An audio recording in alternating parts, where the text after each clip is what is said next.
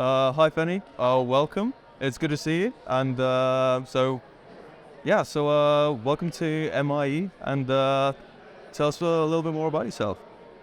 Yeah, hi. Nice to be here. I feel privileged that you're interviewing me. I'm Fenny Léautier of Philips, leading the insights team for personal health. So it's the consumer side of Philips. Mm-hmm. And we're here today. I'm actually together with my boss, Stuart McGowan, and we will talk about how we have been transforming the insight function at Philips. So that's later today at 12. Yeah. Oh, awesome. The little bite-sized about maybe? Sure. Yeah, a little teaser. Well, actually, we will talk about the journey that we went through by building the capabilities that we think are really were required 3 years ago. So the breadth of capabilities, but also the depth of expertise, having the consumer, the customer at the center of anything we do. So the empathy with the end customer, super critical, and that's how we actually build the capabilities. And we will highlight one of them, which is the data analytics. I think that's also, they also renamed, I think here in the Netherlands, the association to data and insights. So it's a lot about data. But I think you cannot do anything with data if you don't generate insights out of it. So we will discuss a case on how we in-house marketing mix modeling and how that really made an impact and how we... Actually, it's not only about the science, it's also about the art to land the insights with the marketeers, because that's the heavy lifting actually as well. Oh, true.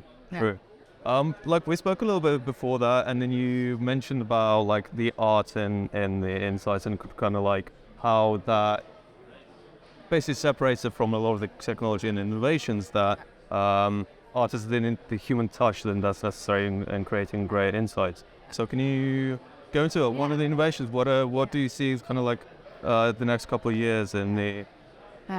Yeah, you said so. So our theme today as well is the art and the science, right? Because we need science, we need machine learning, we need AI, we need probably also ChatGPT, where it brings advantages and benefits. Although we need to really, I think, be careful about what the threats could be, and that means if you don't embrace it or where you can use it, you will never know neither what the threats are, and you'll miss the boat. So I think it's not only ChatGPT, because it's just a tool, but it's about AI, machine learning on any data that we have is super critical.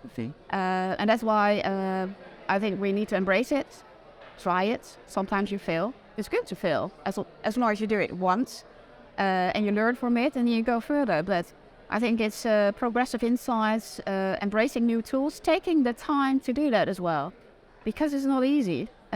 Also, teams are not used to it. So you need to invest in it in order to progress on the journey.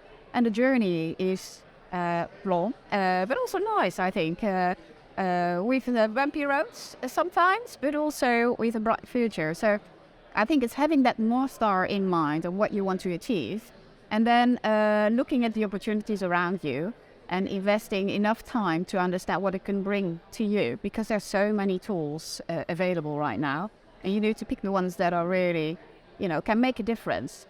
And that means maybe it's 70% of your time in thinking about how you can use them, and only 30% of your time really on the data or the tool itself. Yeah. Interesting, because there's a load of fear-mongering around the subject, and actually now that you said it, it's a lot eased up a lot of the worries that I think a lot of people are having about it, because it is a tool. It's the next step in a lot of the innovation, and it's.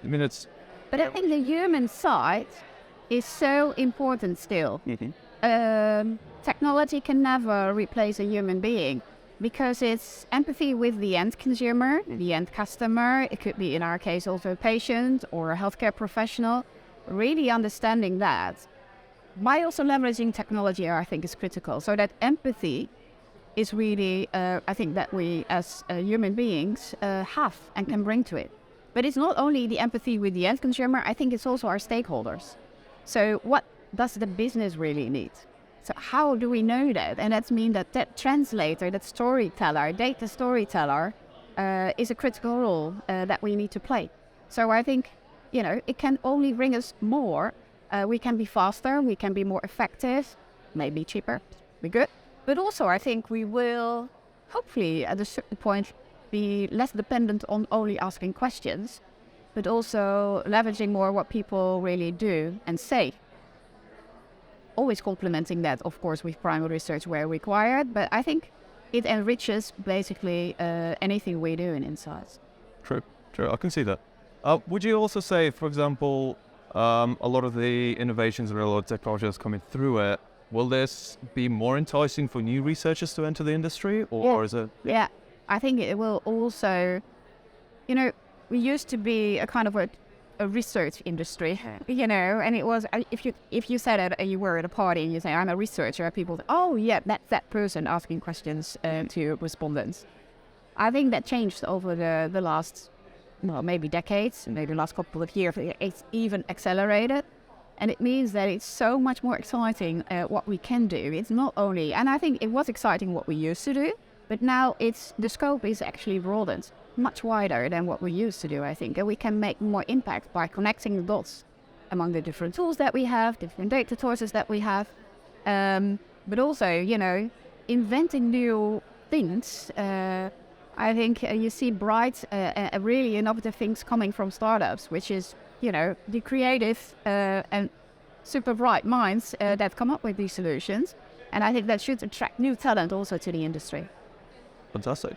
And just look, as a bit of an afterthought, that you do something with ESOMAR on the side for us. You're working the program committee. Yes. Yeah. Super exciting. Yes.